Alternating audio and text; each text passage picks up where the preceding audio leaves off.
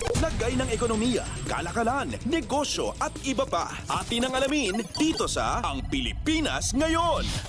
Magandang araw, narito ang balitang negosyo at kalakalan. Inihayag ni Department of Budget and Management o DBM Secretary Amenna Pangandaman na kinakailangang i-mainstream ang Gender and Development o GAD sa national budget. Sinabi ito ni Pangandaman sa International Conference on Women, Peace and Security o ICWPS.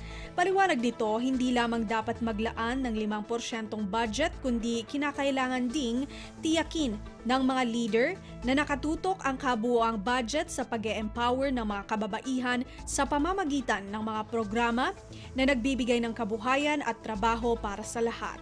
Alinsunod sa panawagang ito, iniulat ng Budget Chief na 16.68% ng national budget ng nakaraang taon ay inilaan sa GAD. Mas mataas ito sa required minimum na 5% para sa gender-related programs. Ayon pa kay Pangandaman, kasama sa government-funded WPS initiatives ang social protection programs tulad ng Pantawid Pamilyang Pilipino Program o 4Ps na sakop ang karagdagang ayuda para sa mga buntis at nagpapasuso na mga nanay at economic empowerment efforts tulad ng pondo sa pagbabago at pag-asenso o P3 program.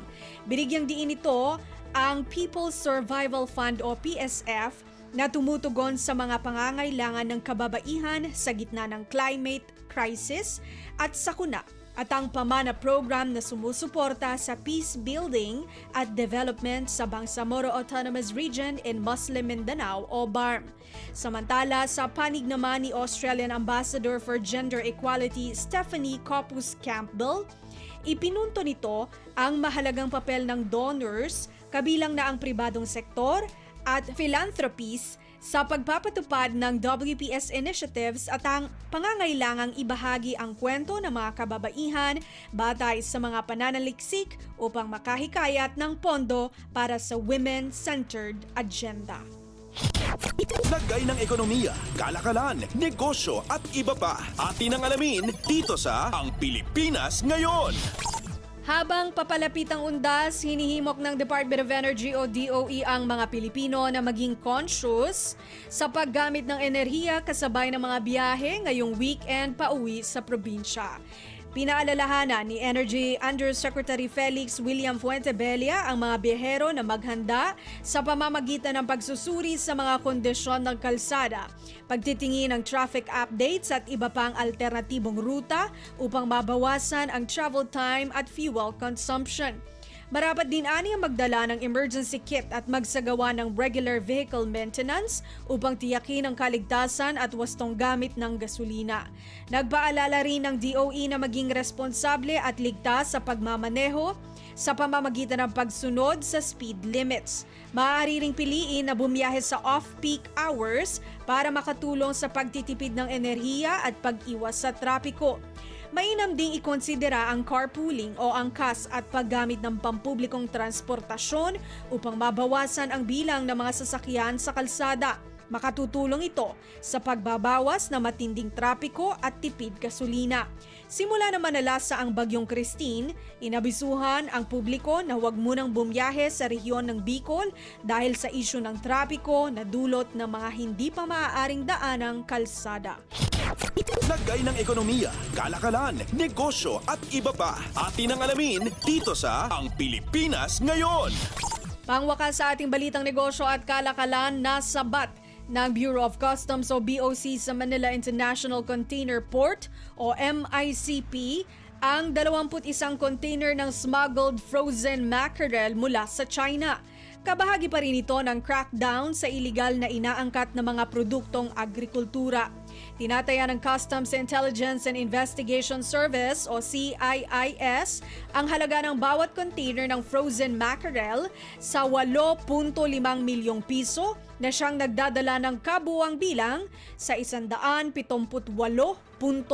milyong piso.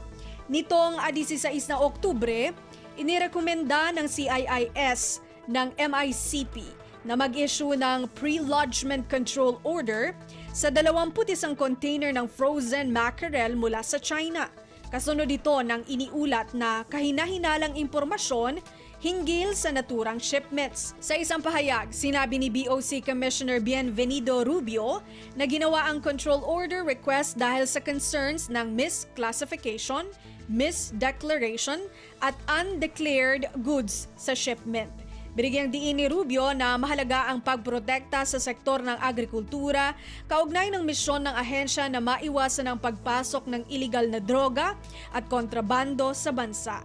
Iniulat ni CIIS Director Vern Enciso na ang 21 unclaimed containers ng frozen mackerel na dumating sa MICP noong nakaraang buwan ang nag-udyok sa pagkakaroon ng investigasyon ng Bureau of Fisheries and Aquatic Resources o BIFAR hinggil sa importation requirements at consignee SPS import clearance o SPSIC status. Kinumpirma ng BIFAR na ang Importer Pacific Sealand Foods Corporation ay hindi nag-apply para sa mackerel importation sa pagitan ng August 30 at September 16. Lagay ng ekonomiya, kalakalan, negosyo at iba pa. Atin ang alamin dito sa Ang Pilipinas Ngayon. At yan ang ating balitang negosyo at kalakalan. Ito si Bea Gaza para sa Radyo Pilipinas World Service. Lagay ng ekonomiya, kalakalan, negosyo at iba pa. Atin ang alamin dito sa Ang Pilipinas Ngayon.